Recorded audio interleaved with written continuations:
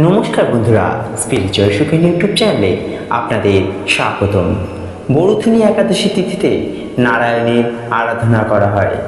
প্রতি বছর বৈশাখ মাসে কৃষ্ণপক্ষের একাদশী তিথি পালিত হয় এই বরুথিনী একাদশী।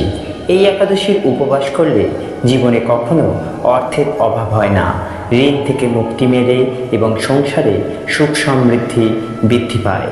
আজকের ভিডিওতে আমরা নিয়ে এসেছি বরুথিনী একাদশীর তারিখ, সময় ও বাড়িতে কিভাবে এই একাদশীর তিথি পালন করবেন। তাই ভিডিওটি শুরু করার আগে সবাইকে বলবো, ভিডিওটি ভালো লাগলে একটি লাইক করুন, শেয়ার করুন এবং চ্যানেলে যারা নতুন আছেন অবশ্যই চ্যানেলটিকে সাবস্ক্রাইব করুন।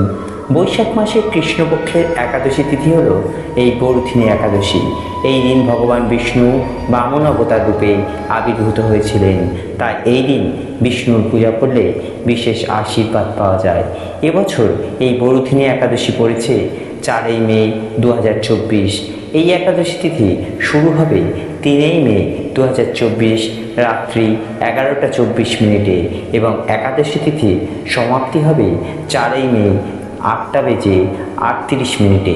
উদয়া তিথি অনুসারে 4 মে এই একাদশী তিথি পালিত হবে এবং পালন হবে পরদিন সকাল 5টা বেজে 51 মিনিট থেকে সকাল 9টা বেজে 25 মিনিটের মধ্যে। একাদশীর দিন ভোরবেলা ঘুম থেকে উঠে প্রথমেই আপনারা স্নান সেরে নিন।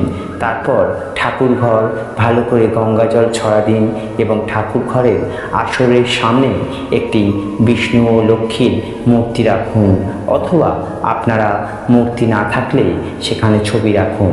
তার সামনে গঙ্গা জল দিয়ে ভগবান বিষ্ণুর অভিষেক করতে হবে। তারপর ফুল ও তুলসী পাতা দিয়ে ভগবানের চরণে অর্পণ করুন। এরপর ভগবানের ভোগ নিবেদন করুন। ভোগ নিবেদনের সময় অবশ্যই তুলসী পাতা দিতে ভুলবেন না এবং আরতি করে পূজার সমাপ্তি করুন।